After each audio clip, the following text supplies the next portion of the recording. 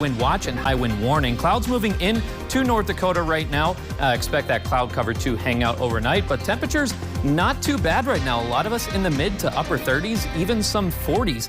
And tomorrow expect those temperatures to go up quite a bit, even 50s in some areas. I'll tell you how much warmer we can get, followed by a bit of a cool down in just a bit. KX News at 10 starts now. Coming up next on KX News at 10, a Wishick family boarded a flight from Denver to Honolulu yesterday. Soon after takeoff, an explosion. We sit down with a mother of three ahead.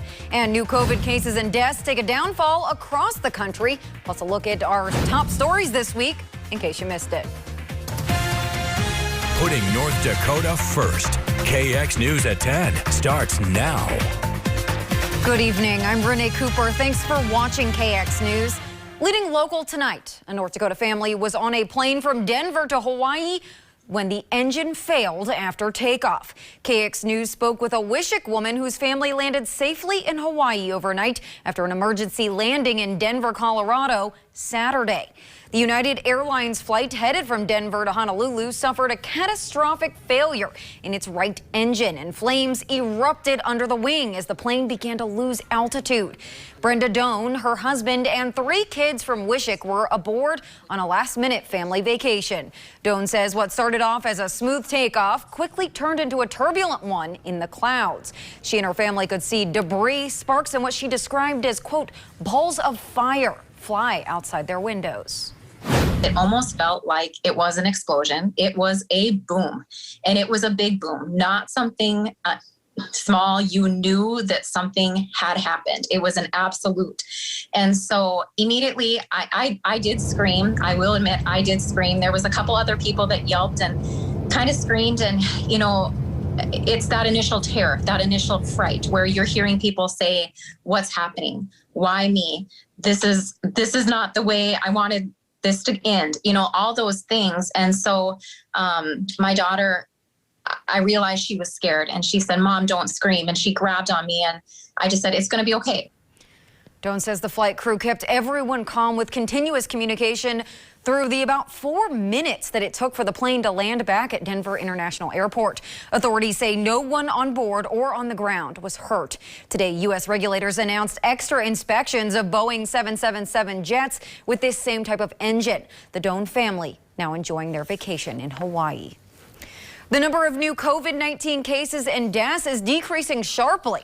But as the U.S. approaches a sad milestone, top health experts say the pandemic is far from over. Our KX News Washington correspondent Alexandra Limon explains how the government is trying to get ahead of new outbreaks.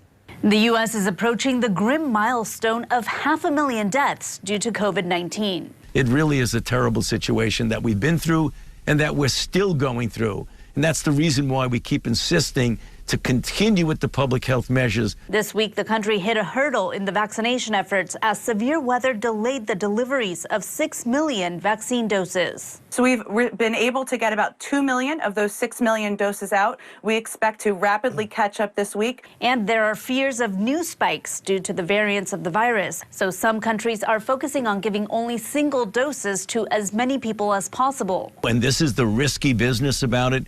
We don't know how durable that effect is going to be. Dr. Anthony Fauci said the U.S. will stick with administering both doses. The Biden administration says more money is needed. On Friday, House Democrats unveiled the details of their $1.9 trillion COVID relief package, which includes billions of additional dollars for vaccines, testing, and tracing, as well as money to help state and local governments, stimulus checks, unemployment assistance, and $130 billion for schools. They want to pass over $100 billion of new money that's not even tied to schools reopening. Republicans like Congressman Steve Scalise oppose the massive package, but Democrats may be able to pass the package without any Republican support, but only if every Democrat in the Senate is on board.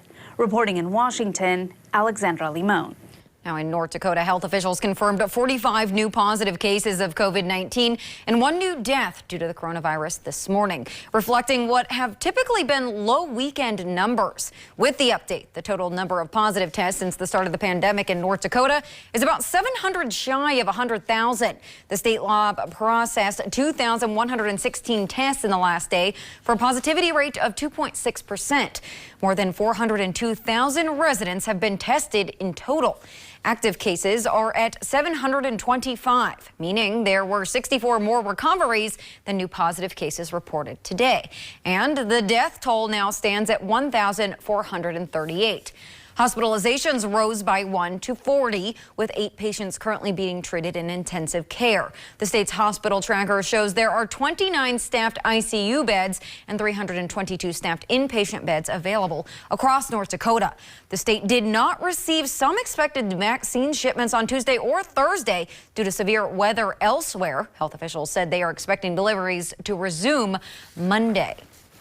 For the latest information on the coronavirus, including resources, all of the latest case numbers and prevention, head to kxnet.com. And now, here are some of the top stories of the week from KX News, in case you missed it. Some North Dakotans want to make it easier to shoot an attacker in self-defense. House Bill 1498 makes that possible by stripping away 2 main parts of the law. Some of those opposed say the bill allows for shooting almost anywhere. By changing the castle doctrine here, it creates an exception that swallows the rule. House Bill 1198 would prevent the governor from having any control over the number of polling places. You can't just snap a finger and turn an election on and off. You have to have those situations covered in advance. Short notice power outages being done to keep the energy grid from collapsing. Freeze-ups at Texas wind generation facilities accounted for less than 20% of the shortfall, the rest coming from weather-related malfunctions at natural gas and coal generation facilities. Southwest Park Pool equated it to like a 100-year flood. You know, this is one of those perfect storm type of things. Many of us get our vehicles running before we plan to leave the house. Experts at AAA say it's not a good idea to leave your cars running. Today's more modern vehicles require less time to warm up. They actually warm up more quickly and efficiently when being driven. Earlier this month, a hacker altered the levels of chemicals in the water supply of a Florida city to potentially damaging levels. Our drinking water system, it would not be possible to do the same type of activities. It really is important for us to reduce any kind of risk, whether it's a natural disaster or cybersecurity. Coming up next on KX News at 10, why in the midst of a pandemic, medical programs are seeing an uptick in applications. Plus, your full forecast is still to come. Stay with us. First Western Bank and Trust. You can bank on us.